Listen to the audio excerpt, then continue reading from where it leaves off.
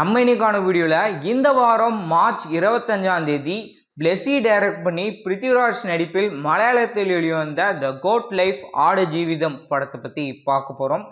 வாங்க வீடியோக்குள்ளே போகலாம். படத்துடைய கதாநாயகன் அவருடைய மனைவி அவருடைய அம்மானு குடும்பத்தோட வாழ்ந்துட்டு இருக்காரு. இவருக்கு வெளிநாட்டில் போய் வேலை பார்க்கணும் அப்படின்னு நோக்கத்தோடு இருக்காரு. அதனால துபாய்க்கும் போறாரு. துபாயில் நைட் டைம் போனதுக்கப்புறம் எதிர்பாராத விதமாக இவர் வேற ஒரு வேலையில் சிக்கிட்டாரு. அடுத்ததா என்ன நடக்க போகுது அப்படின்றதான் இந்த படத்துடைய மொத்த கதை. படத்தோட பாசிட்டிவ் அப்படின்னு பேசும்போது இந்த படம் 2008 ஆடு ஜீவிதம் அப்படின்ற நாவல் வெளிவந்தது. அதை தழுவி இந்த படத்தை எடுத்திருக்காங்க. ஏன் அந்த ஆடு ஜீவிதம் நாவல் கூட உண்மையாலும் நடந்த ஒரு சம்பவத்தை மையமாக வச்சு எழுதப்பட்டது. இந்த படத்தில் அப்படி என்ன கொடுத்துருக்காங்க அப்படின்னு பார்த்தீங்கன்னா, படத்துடைய டைரக்டர் பிளெஸி மற்றும் சினிமோட்டோகிராஃபர் சுனில் கேஎஸ் ரெண்டு பேர்த்து பற்றியும் சொல்லும். ஃபர்ஸ்ட் டேரக்டர் இந்த மாதிரி நம்ம கொண்டுட்டு போகலாம் அப்படின்ற மைண்ட் செட்டில் அவர் டிசைட் பண்ணியிருக்காரு. ஏதாவது ஒரு ஆப்ஜெக்ட் வச்சு அந்த ஆப்ஜெக்ட் மூலயமா நம்ம ஃப்ளாஷ்பேக்கை கொண்டுட்டு போகலாம் அப்படின்னு அந்த மாதிரி அவர் டிரான்சிஷன் வச்சுருப்பாரு. ஒரு ஆப்ஜெக்ட் வச்சு ரிவரில் போகிற மாதிரி கொடுத்துருப்பாங்க அந்த பாலைவனத்தில் இருக்கிறது. அதே மாதிரி 2-3 சீன் கொடுத்துருந்தாங்க. அதுக்கேற்ற மாதிரியே சினிமோட்டோகிராஃபர் ப்ராப்பராக ஷூட் பண்ணி கொடுத்துருந்தாரு. அண்ட் இந்த படத்துக்கு எடிட் பண்ணது ஸ்ரீகர் அப்படின்றவர் எடிட் பண்ணியிருக்காரு. அவருமே அந்த சீனை எடிட் பண்ணும்ல, டேரக்டர் சொன்னதை அந்த டிரான்சிஷன் சீனை ப்ராப்பராக எடிட் பண்ணுது. அண்ட் பல இடங்களில் எடிட்டர் ப்ராப்பராக பண்ணியிருந்தாரு. அண்ட் சுனில் கேஎஸ் பாலைவனத்தில் அந்த எக்ஸ்ட்ரீம் லாங் ஷாட் தூரத்தில் 2 பேரும் நடந்து போயிட்டு இருக்காங்க அப்படின்ற மாதிரியான காட்சிலாம் சூப்பராக ஒவ்வொரு ஷாட்டுமே நல்லா பார்த்து பண்ணியிருக்காரு. பாலைவனத்தில் எடுக்கக்கூடிய காட்சிகள்லாம் பிருத்திவிராஜ் எடுத்துட்டிங்கன்னா ஃபர்ஸ்ட் ஹாஃபில் அவருக்கு என்ன மாதிரி வேலை கொடுக்குறாங்க, அதாவது இந்த படத்துக்கு ஏன் ஆடு ஜீவிதம் அப்படின்னு வச்சுருக்காங்க. ஜீவிதம் அப்படின்றது மலையாளத்தில் வாழ்க்கை அப்படின்றத தான் ஜீவிதம் அப்படின்னு சொல்லுவாங்க. ஆடு மேய்க்கிற மாதிரி கொடுத்துருப்பாங்க. ஏன்னா அந்த மாதிரியான வேலை தான். நம்ம பிருத்திவிராஜ் ஒரு ஏசி லாட்ஜில் நம்ம தங்க போகிறோம், நல்ல ஒரு கம்பெனியில் வேலை கிடைக்க போகுது அப்படின்னா பிருத்திவிராஜும் அவர் கூட ஒரு தம்பியும் நினச்சிருப்பாங்க. ஆனால் எதிர்பாராத விதமாக இப்படி ஒரு சம்பவம் நடந்து போச்சு. அதனால இவருக்கு நகரக்கூடிய கஷ்டங்கள் என்ன மாதிரி கொடுமைப்படுத்துறாங்க அப்படின்னு ஃபர்ஸ்ட் ஹாஃப்ல கொடுத்துருப்பாங்க. மேலும் பிருத்திவிராஜ் பற்றி சொல்லணும்னா அவருடைய இன்ட்ரோடக்ஷன் சீன் அவர் மூஞ்சியை போய் தண்ணியில் கொண்டுட்டு போகிற மாதிரி கொடுத்துருப்பாங்க. அது ரொம்பவே நல்லா இருந்தது. அதே சீனை இன்னொரு இடத்துலையும் கொடுத்துருப்பாங்க. ரெண்டாவது அவர் கிளீன் ஷேவோட பெரும்பாலும் ஃபர்ஸ்ட் ஹாஃப்ல இருப்பார். திடீர்னு அவர் தாடியோடு இருக்கிறது அவரே வியந்து போகிற, நம்ம தாடி வளர்ந்துச்சு அப்படின்னு சொல்லி வண்டி கண்ணாடியில் பார்க்குறது அப்படின்ற மாதிரி கொடுத்துருப்பாங்க. இந்த படத்தில் பிருத்திவிராஜுக்கு மலையாளம் நல்லாவே வரும், அவருடைய மதர் டங். ஸோ தமிழ் அப்படின்னு எடுத்துட்டிங்கன்னா இப்போ மலையாளம் ஆடியன்ஸ்க்கே தமிழ் படம் பார்க்குறாங்க அப்படின்னா அவங்களுக்கு அண்டர்ஸ்டாண்ட் பண்ணிக்கிற மாதிரி இருக்கும் அப்படின்னு சொல்லலாம். மலையாளமும் பார்த்திங்கன்னா ஒரு சில வார்த்தையெல்லாம் தமிழ் வார்த்தையை பயன்படுத்தி இருக்கிற மாதிரி அவங்க பயன்படுத்தியிருப்பாங்க.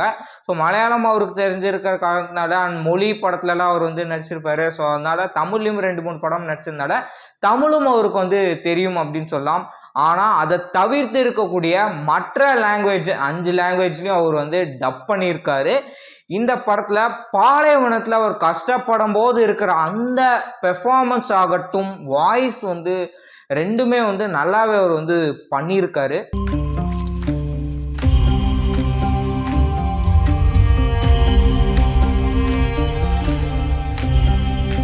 இந்த படத்துடைய ஸ்க்ரீன் பிளே நாவல்லேருந்து ஒரு ஸ்க்ரீன் பிளேவாக எழுதுறதுக்கு டேரக்டருக்கு ரொம்ப வருஷம் ஆயிருக்கு அப்படின்னு சொல்லலாம்.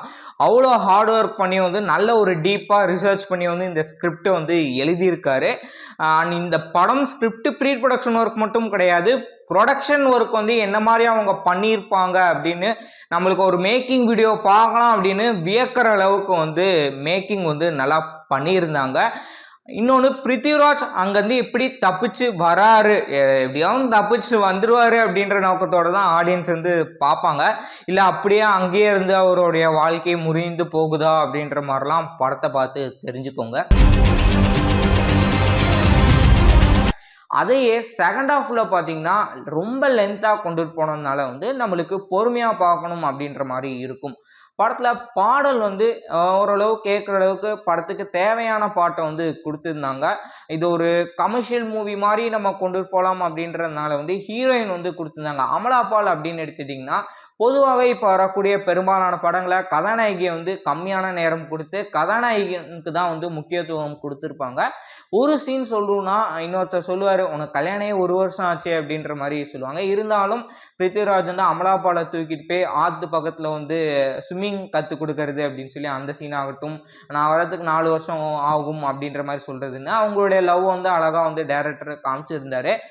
ரகுமான் ஒரு சீன் காட்சிக்கு தேவையான அளவுக்கு மியூசிக் வந்து நல்லாவே வந்து கன்சியூம் பண்ணியிருந்தாரு அப்படின்னு சொல்லலாம். ஒரு படத்தை வந்து என்கேஜாக கொண்டு போனது அவரால் மட்டும்தான் முடியும். ஸோ நம்மளுக்கு தெரியும் 90s காலகட்டத்திலேருந்தே மியூசிக் சூப்பராக கம்போஸ் பண்ணுவார். ரகுமான் நம்மளை நல்லா செகண்ட் ஹாஃபில் என்கேஜாக கொண்டுட்டு போயிருந்தார். பொறுமையாக உட்காந்து பார்க்கறதுக்கான காரணமே அவர் அப்படின்னு சொல்லலாம். ஜென்ரலாக வந்து நான் என்டர்டெயின்மெண்ட் மூவிஸ் தான் பார்ப்பேன் அப்படின்றவங்களுக்கு கவரத்துக்கான வாய்ப்பு கம்மி அப்படின்னு சொல்லலாம். இந்த படத்துடைய இந்த படத்துல முக்கிய கதாபாத்திரம் நடித்த எல்லாருமே நல்லா நீட்டா வந்து நடிச்சு கொடுத்துருந்தாங்க. பிருத்திவிராஜ், அமலா பால் அண்ட் மீதி கேரக்டர் எல்லாமே மோஸ்டா பாத்தீங்கன்னா மலையாளம் ஆக்டர்ஸ் தான் வந்து இந்த படத்துல வந்து நடிச்சிருக்காங்க. அண்ட் வெளிநாட்டுல அந்த அரபியில இருக்கக்கூடிய அந்த மக்கள்லாம் வந்து துபாய் மக்கள் வந்து நடிச்சிருப்பாங்க. இந்த படத்துடைய நெகட்டிவ் அப்படின்னு சொல்லணும்னா படத்துடைய டியூரேஷனை ஒரு 1/2 hour கம்மி பண்ணி இருந்தாங்கன்னா வந்து நம்மளுக்கு சுவாரஸ்யமாக கொண்டுட்டு போயிருக்காங்க அப்படின்ற மாதிரி மேபி நம்மளுக்கு வந்து ஃபீல் இருக்கலாம். தேவையில்லாத சீன்ஸ்லாம் அந்த படத்தில் இருக்குது, அதை வந்து இவங்க டெலீட் பண்ணியிருக்கலாம். மொத்தத்தில் நம்ம வந்து கேள்விப்பட்டிருப்போம், வெளிநாட்டில் போய் வேலை பார்க்குறாங்க அப்படின்னு கேள்விப்பட்டிருப்போம். இல்லை வந்து நம்மளுக்கு தெரிஞ்சவங்களே வெளிநாட்டில் நல்ல கம்பெனியில் வேலை பார்ப்பாங்க. இருந்தாலும் இப்படிலாம் நடக்குது அப்படின்னு தெரிஞ்சுக்கிறதுக்கும், இல்லை நீங்கள் வெளிநாட்டுக்கு வேலைக்கு போகணும் அப்படின்றவங்களுக்கு நல்ல ஒரு கருத்தை சொல்கிற மாதிரி இந்த படத்தை வந்து ஃபினிஷ் பண்ணியிருக்காரு. நீங்கள் இன்னும் இந்த படத்தை பார்க்கல அப்படின்னா இந்த படத்தை போய் பாருங்கள். தேட்டரில் போய் பார்க்குறதாலும் பாருங்கள், இல்லை வெயிட் பண்ணி ஓடிடியில் பார்க்குறதாலும் கண்டிப்பாக ஒரு வாட்டி போய் பார்த்து என்ஜாய் பண்ணுங்கள்.